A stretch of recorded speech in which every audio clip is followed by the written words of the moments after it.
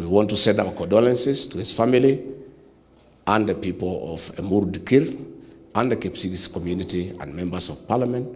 He was a great leader. He had great ideas. I have really lost a great friend, a confidant, a political soulmate, a man we shared many values and who had great ideas for this country. The Honorable Johanna Ngeno is my great friend, and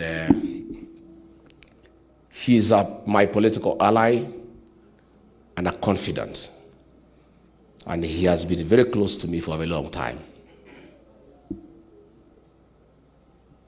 In Kisumu, he called me before I was hounded out of office, and he told me what William Ruto is planning, and he was very disturbed. And he felt that by Ruto doing what he intended to do, he would destabilize his own government. And I was in Kisumu, he came to see me.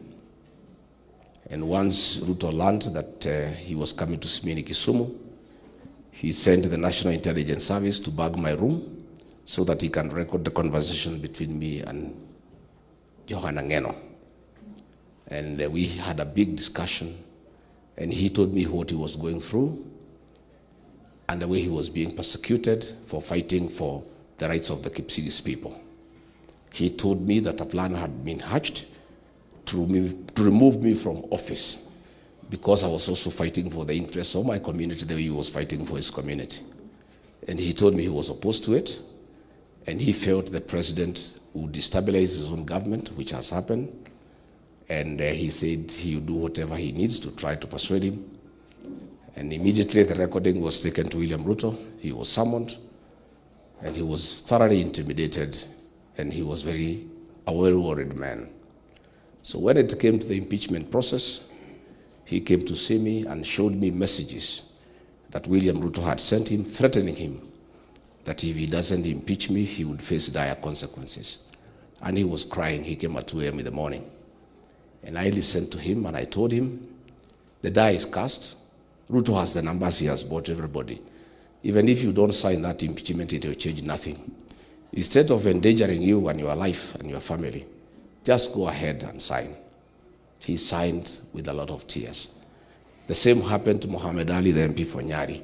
He was also thoroughly intimidated, and he shared me with the messages Ruto was sending them from the United States.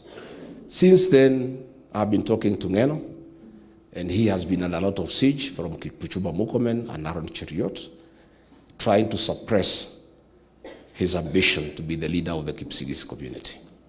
As late as last Sunday, we talked with Ngeno, and I told him I'll go through Bomet, and he did encourage me to go through Bomet. After I went to Bomet, I was well received. He called to thank me for articulating the challenges facing the people of Kisii community. We don't want to say anything, but we want to call for thorough investigations so that the truth can be known. The Kisii people have had many challenges. Anytime a leader has emerged to lead the community, he has faced challenges.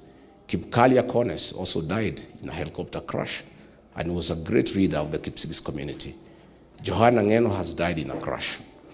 As we call for investigations, I must say that Kipchumba Murkomen cannot be CS Interior, and the family of Ngeno and the Kisii community and other Kenyans expect fair and transparent investigations because Kipchumba Murkomen has been fighting Mheshimiwa Ngeno. We want to ask President William Ruto to ask Kipchumba Murkomen to step aside to allow for thorough investigations into the air crash. Alternatively, if the president must keep Kipchumba Murkomen, who is responsible for creating violence in Kenya, the CS Kipchumba and PS Remodomono are responsible for the violence that is going on in the country.